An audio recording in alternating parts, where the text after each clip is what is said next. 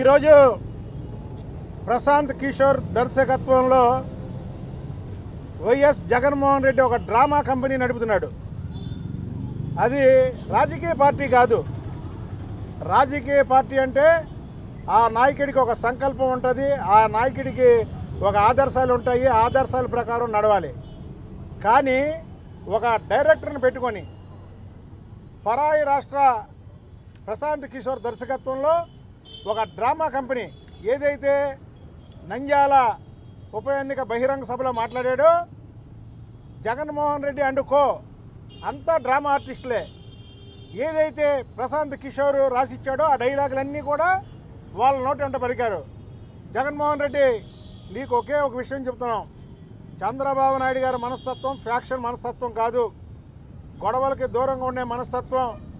చంద్రబాబు నాయుడు గారు ఈ రాష్ట్రానికి ముఖ్యమంత్రి అయిన తర్వాతే రౌడీజం అదుపులోకి వచ్చిన, మత కల్లాలు అదుపులోకి వచ్చిన, ఆయన 96లో ముఖ్యమంత్రి అయిన చాటి నుంచి ఈ రాష్ట్రం భవిష్యత్తే మారిపోయి ఐటీ రంగంలో కానీ అనేక రంగాలు ఈ రాష్ట్రం ముందుకెళ్ళింది.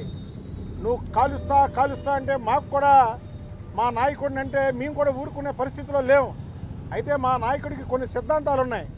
ఆ సిద్ధాంతాలకి కట్టుబడి మీ వాళ్ళ రామయ్య గారి నాయకత్వంలో డీజీపీ గారికి నీ మీద సస్పెండ్ షీట్ పెట్టమని వచ్చాం. కానీ మాకేం చేతకా కాదు, నువ్వు కాలుస్తాం అని ఏ డైలాగులు వాడితే దీనికి మూల్యం చెల్లించే రోజు ముందే ఉంటుంది. ఎందుకంటే మేము చట్టాన్ని గౌరవించే వ్యక్తులం కాబట్టి ఇవాళ డీజీపీ గారి దగ్గరికి వచ్చాం.